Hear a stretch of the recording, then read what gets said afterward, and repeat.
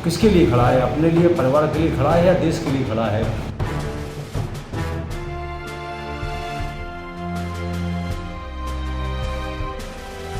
क्या भारत के संविधान और भारत के लिए कितना अच्छा रहेगा?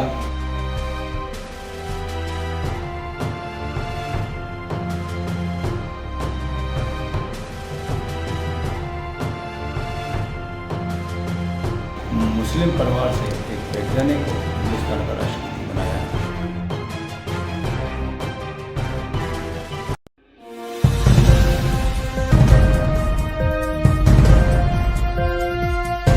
नमस्कार, आप देख रहे हैं नव समाचार। नव समाचार में आपका स्वागत है। मैं हूं आपका साथी रमाकांत उपाध्याय। गुरुग्राम गुरु कमल भाजपा कार्यालय के अंदर राष्ट्रीय प्रशिक्षण शिविर चल रहा है। हमारे बीच में ऐसी शख्सियत मौजूद है जो कि परिचय की मोहताज नहीं है। बहुत क्षेत्र से विधायक रहे, भारतीय जनता पार्टी में काफ़ी लंबे वक्त से मध्य प्रदेश के अंदर एक अपना नाम लाल सिंह आर्य जी हमारे बीच में मौजूद हैं। लाल सिंह आर्य जी, आपका गुड़गांव की पावन धरा पर सबसे पहले आपका बहुत बहुत स्वागत नव समाचार करता है। धन्यवाद। आज ये प्रशिक्षण शिविर चल रहा है, क्या इसका उद्देश्य होता है? लोग बाग सबसे पहले हमारे दर्शक ये जानना चाहते हैं। भारतीय जनता पार्टी की एक कार्यपद्धति है, कुछ कार्यक्रम है, उसमें प्रवास भी रहता है, बैठकें भी रहती हैं, और इसी प्रकार से एक प्रशिक्षण शिविर भी भारतीय जनता पार्टी के द्वारा आयोजित होता है। वो राष्ट्रीय स्तर पर भी होता है, जिला स्तर पर भी होता है, प्रदेश स्तर पर भी होता है, मंडल स्तर पर भी होता है। लेकिन मोर्चों का जो प्रशिक्षण वर्ग है वो जिला, प्रदेश और राष्ट्रीय स्तर पर होता है। आज गुरुग्राम में अनुसूचित जाति मोर्चा भारतीय जनता पार्टी का 3 दिवसीय प्रशिक्षण वर्ग प्रारंभ हुआ है, जिसमें आज 4 सत्र अभी तक हो चुके हैं और 5वां सत्र अभी गुरु पासवान जी लेने वाले हैं। प्रशिक्षण का मतलब होता है वैचारिक दृष्टि से कार्यकर्ता को संपन्न करना। राजनीतिक सामाजिक जीवन में, इलेक्ट्रॉनिक प्रिंट मीडिया के क्षेत्र में बहुत सारे लोग विषयों पर कहीं ना कहीं बात करते हैं। तो हमारी आइडियोलॉजी क्या है, हमारी कार्य पद्धति क्या है, हमें कौन से सेवा के काम करना है, भारत का संविधान क्या है, अनुसूचित जाति के क्षेत्र में कौन महापुरुष हुए हैं, और भारतीय जनता पार्टी के इतनी लंबी से बड़ी यात्रा कैसी हुई है, उसमें बलिदान, त्याग, तपस्या क्या हुई है, ये राजनीतिक दल खड़ा कैसे हुआ है, ये दल खड़ा है तो किसके लिए खड़ा है? अपने लिए, परिवार के लिए खड़ा है या देश के लिए खड़ा है? तो ऐसा वैचारिक दृष्टि से कार्यकर्ता को इस प्रशिक्षण के माध्यम से प्रशिक्षण दिया जाता है, और यही कार्यकर्ता फिर प्रदेश और जिला स्तर पर भी इन विषयों को लेकर प्रशिक्षण संपन्न करते हैं। यह जो प्रशिक्षण चल रहा है और पार्टियों के अंदर अपने अपने तरीके से किया जाता है, परंतु भारतीय जनता पार्टी का जिस प्रकार से बताया एक आइडियोलॉजी है, कार्य करने की एक अपनी खुद की एक पद्धति है, अपने एक सिद्धांत है मौलिक, उसके साथ साथ में लोगों को किस प्रकार से अवगत कराना है, तो ये सभी मुद्दों के साथ में ये प्रशिक्षण शिविर भारतीय जनता पार्टी के समय समय पर लगते रहते हैं और जिला वाइज, प्रदेश स्तर पर और राष्ट्रीय स्तर पर भी चलते रहते हैं। तो हमारे बीच में आज मैं आपको फिर बताता हूँ, राष्ट्रीय अध्यक्ष हैं एससी मोर्चा के हमारे बीच में लाल आर्य जी, और आप गुड़गांव शहर में आए हैं, क्या देखने को आपको मिल रहा है? यहाँ के लोगों का आपको कितना सहयोग मिल पा रहा है भारतीय जनता पार्टी की तरफ से? क्या आपको लग रहा है कि भारतीय जनता पार्टी मध्य प्रदेश की और हरियाणा की राजनीति या फिर यहाँ के लोगों में क्या परिवर्तन है खास? मुझे लगता है जिस प्रकार से भारतीय जनता पार्टी की आइडियोलॉजी है, सबका साथ, सबका विकास और सबका विश्वास, अंत्योदय, सेवा, तो हरियाणा में भी मुझे अभी 2 दिन से देखने को मिल रहा है। यहाँ के कार्यकर्ताओं ने कठोर परिश्रम करके एक छोटी छोटी चीज़ पर ध्यान रखते हुए इस कार्य समिति में देश भर से आने वाले कार्यकर्ताओं को किन व्यवस्थाएं, कौन सी व्यवस्थाएं देना है, उन व्यवस्थाओं के संबंध में बहुत बारीक अध्ययन करके उन्होंने काम किया है। और सेवा का ये भाव हरियाणा की भारतीय जनता पार्टी और मोर्चा का अनुकरणीय है। एक मैसेज दे रहा है पूरे देश के कार्यकर्ताओं को कि व्यवस्था किस प्रकार से की जाती है। मैं भारतीय जनता पार्टी के हरियाणा नेतृत्व को और मोर्चा के पूरे कार्यकर्ताओं को आभार व्यक्त भी करना चाहता हूँ कि उन्होंने एक प्रशिक्षण, एक सफल प्रशिक्षण जो चल रहा है, वो कहीं ना कहीं देश भर में संदेश देने वाला है। कितने लोग यहाँ पर अभी तक पहुँचे और कल और चलेगा, 3 दिन का ये कार्यक्रम है आपका, तो इसमें कितने लोगों ने भाग लिया है? क्या आपके अलावा और भी मोर्चा के लोग आपसे जुड़ रहे हैं या फिर अनुसूचित जाति के ही लोग इसमें अपना जोड़कर या फिर पूरे राष्ट्र लेवल के सारे लोग इकट्ठे हुए हैं? इस प्रशिक्षण शिविर में केवल राष्ट्रीय पदाधिकारी एससी मोर्चे के, राष्ट्रीय कार्य समिति के सदस्य, विशेष आमंत्रित सदस्य, प्रदेश अध्यक्ष, प्रदेश महामंत्री और प्रदेशों में जो प्रशिक्षण होंगे उनके संयोजक, इन्हीं लोगों को केवल बुलाया गया है।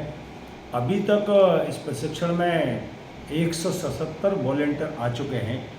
इन 3 दिवसीय प्रशिक्षण शिविर में बीच में जाने की और बीच में आने की अनुमति किसी को नहीं है और 3 दिन लगातार रहना ही पड़ेगा, 2 रात रहना ही पड़ेगा और सारे विषयों जो चलेंगे उनके बीच में उनको रहना पड़ेगा। सारी गतिविधियां जो तय हैं उनमें सभी को रहना पड़ेगा। इसमें पुरुषों के अलावा महिलाएं भी हैं जो कि आपकी कार्यकर्ता भारतीय जनता पार्टी की। 1 दर्जन से ज़्यादा हमारे कुछ कार्यक्रम की संयोजक प्रांतीय हैं, कुछ राष्ट्रीय पदाधिकारी हैं, कुछ राष्ट्रीय कार्य समिति के सदस्य हैं, वो भी आई हैं। उनके रुकने की व्यवस्था भी हमने अलग की है और ये हमारा सौभाग्य है कि अनुसूचित जाति के मोर्चे के क्षेत्र में भी अब महिलाएं बहुत अग्रणी भूमिका अदा कर रही हैं। एक सबसे बड़ा भी मुद्दा चल रहा है, भारतीय जनता पार्टी ने राष्ट्रपति चुनाव के लिए मुर्मू को जोड़ा है, द्रौपदी मुर्मू जी को लिया है, चुना है, तो ये कैसा फैसला है? इसके लिए क्या भारत के संविधान और भारत के लिए कितना अच्छा रहेगा? जब अटल बिहारी वाजपेयी जी कहते थे कि हमारी सरकार बाबा साहब अम्बेडकर के संविधान के अनुसार चलेगी, जब हम ये कहते हैं कि सबका साथ, सबका विकास और सबका विश्वास, तो ये हमारे लिए कहने की लाइन नहीं है बल्कि उस पर खरा उतरने का है और इसलिए हमारी आइडियोलॉजी अंत्योदय पे चलती है। नरेंद्र मोदी के जो भी निर्णय हुए सरकार में 7 साल में हुए, वो गरीबों के उत्थान के लिए हो, आत्मनिर्भर के लिए हुए हैं। और अटल जी ने जब सरकार बनाई थी तो आप देख लीजिए, लोग कहते हैं कि बीजेपी मुस्लिम विरोधी है, तो हमने मुस्लिम परिवार से एक वैज्ञानिक को हिंदुस्तान का राष्ट्रपति बनाया। लोग कहते हैं हम दलित विरोधी हैं, हमने रामनाथ कोविंद जी को प्रधानमंत्री बनाया। लोग कहते हैं आदिवासी विरोधी हैं, हमने बहन द्रौपदी मुर्मू को राष्ट्रपति बनाया। इसका मतलब ये है कि आदिवासी को आज तक कांग्रेस ने कभी राष्ट्रपति नहीं बनाया और ये केवल वोट की गंदी राजनीति के कारण दुष्प्रचार करने का काम होता है। जो गरीबोत्थान की योजनाएं बनी हैं, सबसे ज़्यादा लाभ अनुसूचित जाति, जनजाति, अत्यंत गरीब परिवार, वो किसी समाज के होने को मिल रहा है, वो किसी धर्म के होने मिल रहा है। पहली बार योजना बन रही है, योजना क्रियान्वयन ठीक ढंग से हो रही है और लोग उस योजना का लाभ ले रहे हैं। और इसका सबसे अच्छा उदाहरण ये है, जो सुशासन की दृष्टि से कह सकते हैं, कि राजीव गांधी कहते थे कि 1 रुपये भेजते 15 पैसा पहुंचता है। उन्होंने कहा, किया नहीं। मोदी जी ने कहा नहीं, लेकिन किया। 43 करोड़ गरीबों के खाते खोल दिए, उनके सीधे खाते में पैसा जा रहा है, बीच में कोई भ्रष्टाचार नहीं है।